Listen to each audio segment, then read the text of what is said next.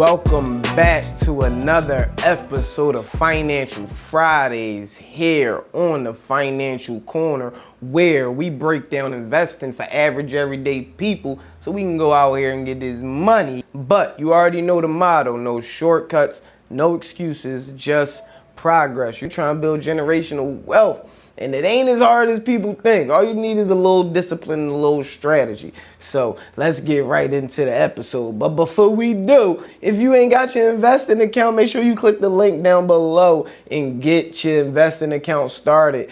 And you can do it Robinhood and get a free share just for doing it. You already know. And if you don't got your high yield savings account, click the link down below with Allah. Get $100 when you open up your high yield savings account with them.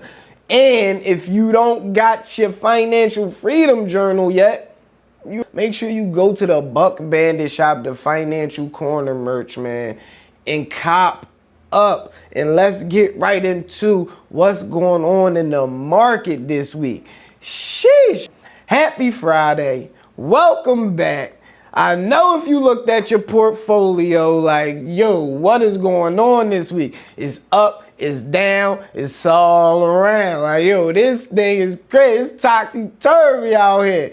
What happened? We hit all-time highs again, like I keep saying, and we plunged on inflation fear. So we got a little bit of everything this week. It was up, we was riding high, and we was down. People was sad, and then we came back again. And why did we come back up again? Because the geopolitics, it turned out to be good. That we just got a crazy green arrow on the SPY. What the heck just happened? Some buyers just came in. The market's still running. Y'all ain't see that? Look at that crazy green arrow. Sheesh.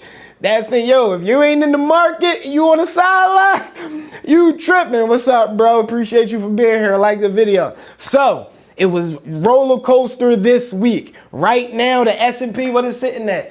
748. 748.57 right now. So they still rumbling at the time of this recording. So we gonna see what it is by the end of the show. What happened and why it happened? Let's break it down to numbers. The Dow is holding 50,000 right now. It hit 50,000 last week and came down. But right now, so far it's holding. The S&P is pushing 7,500. You see, I just said it's 74.57. Right now, it's pushing. Look, as soon as they get up there, the sellers coming in like, no. Like, the buyers gonna come in and push that thing up past 7,500. Mark my words.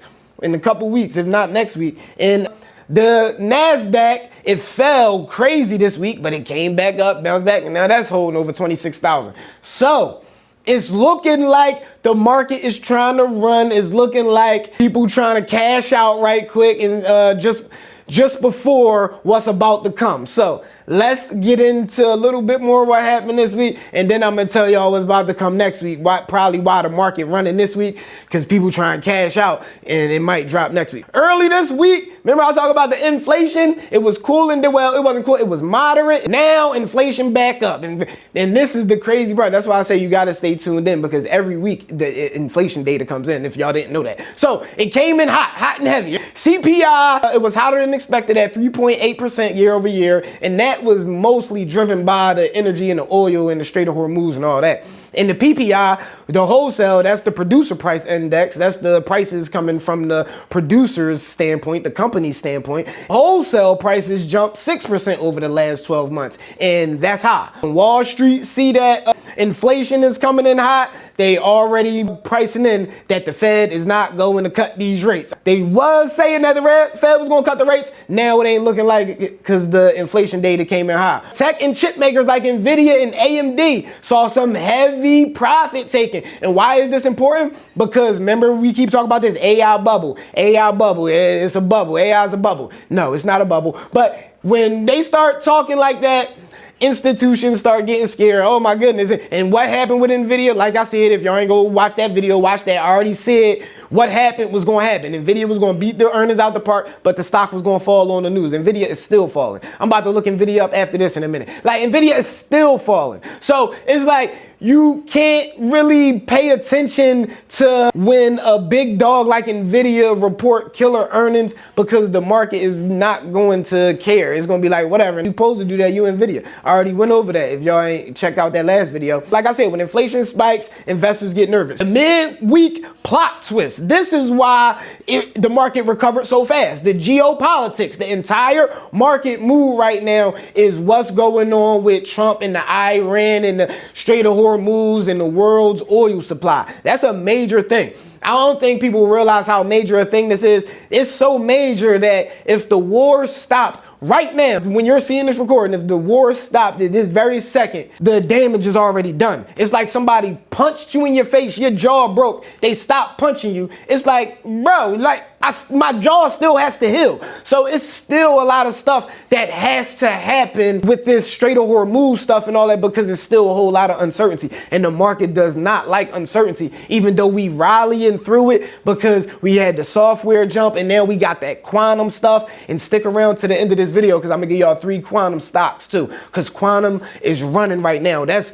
another phase of the AI revolution, but we'll get into it. When the geopolitics is playing a major role in the market, it could swing either way real fast. The reason why, when Secretary of State Marco Rubio, he said it's good signs, like his diplomatic talks is coming over good and all that. But we all know it's not going good, bro. They are still at war. Like, they are trying to lie and trying to manipulate the market allegedly, but we know what they doing. Like, he trying to say that everything is good so the markets won't panic sell, so everybody won't panic sell and the markets won't overreact, because they understand how powerful geopolitics plays in the economy of the world, because oil is such a staple in everyone's economy. What to watch out for next week? The catalyst. If you trading or investing next week, I need you to keep your eyes glued to these 3 things. Number 1, the Fed minutes. Kevin Walsh has officially been sworn in today. It's official. So it's a new regime in the Fed. The Fed minutes coming up, all the Fed minutes is they're going to tell you how they feel. Investors, institutions, everybody going to be hanging on to their every word to see if they going to give us a clue on if they going to raise rates or cut them. They going to see if they hawkish or dovish. Hawkish mean aggressive, dovish mean they chilling. So that's what everybody is watching out for, the Fed minutes next week on Wednesday. Also, more corporate earnings are coming out, like consumer staples. We got your Targets, your Walmarts, Costco's, and all them. If they report good earnings, that's going to be good for consumer sentiment, saying people are still spending money through the high inflation, which might give the Fed a reason to cut the rates. And last thing you want to watch for is the oil and headline risk with the geopolitics. You always want to keep an eye on this, because with the fragile ceasefire in place and this blockade of the Strait of Hormuz and the diplomatic talks are really driving the market sentiment day to day, any sudden breakdown and we not coming to talks no time, so anything that is going to move the market. So that's the things you want to watch out for, all right? And as promised, my 3 stocks to give y'all to watch out for. Yo, I should have did this episode yesterday, because today these joints is running, yo. So let's talk about the future, all right? While everybody fighting over the AI stocks and all that, savvy investors are looking. What I always say, we always looking, because it's always a bull market somewhere. Don't be all gun-ho and, oh, I'm only tech, I'm only infrastructure. No, the money gonna be dipping in and out, especially in times like this. Quantum computing is the next technological leap of our generation. Let me explain why. I didn't understand what this meant until I actually was doing some research. I mean, I was up for like an hour reading I don't even know who wrote this article, but it was so in depth of what quantum really means for the information age. Let me break some of this down, what I grasped from this, yo. He basically was saying how, you know how information is transferred back and forth. Before it was letters, before then it was telephones, and now it's the internet. And now with AI, is condensing information so fast you can learn a PhD in say like 6 months, 10 months or something. Like you can have a PhD worth of knowledge in 10 months for just because of the AI. With this quantum computing, that breaks that 10 months down into 10 minutes.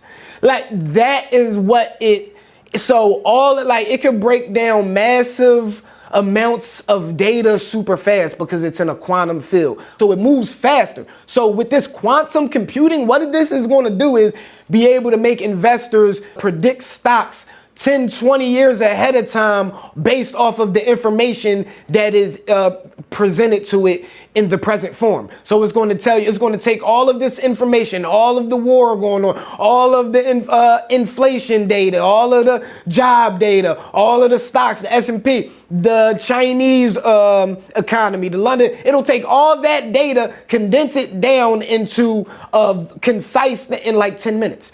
With that type of technology, I don't think people realize how many people are going to get pushed out of the wealth gap. Like the wealth gap is going to be like, it was like this, now that it's going to be the Hunger Games if people don't get their mind right. Let's get into what stocks to look for. And also, McKinsey projects that the quantum projects, the quantum market could generate up to $72 billion by 2035. So let that sink in. The first stock on this list is IONQ. IONQ, all right? And why this play is so important is this is the pure quantum hardware, okay? Because quantum only can operate with these things called qubits, okay? So the IONQ uses a unique trapped on technology that most quantum computers, they struggle with because there's a lot of errors in this new technology.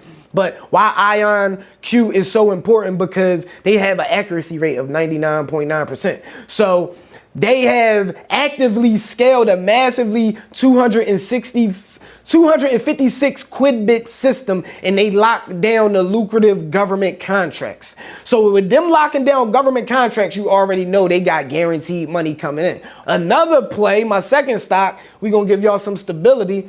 Alphabet, Google, didn't I just give y'all this stock? The reason why they good for quantum is because they have good leaps and good progress in this quantum field, and they're going to give you that exposure without all of that downside because they have so many other arms to their business. But they have massive breakthroughs in this quantum field, and their proprietary quantum chips, they take years to commercialize. So it's going to make it it's going to make it easier for them to integrate that quantum stuff. When the quantum actually do get worked out and all the kinks worked out and is more effective, Google gonna be able to easily integrate that into their Google Cloud, YouTube. They're gonna easily be able to integrate that into their already massive computer systems. So that's why you know, if you want to get some exposure but don't want to bet on a company you never really heard of, go with Alphabet, Google. They always good because they always on the cutting edge of technology too.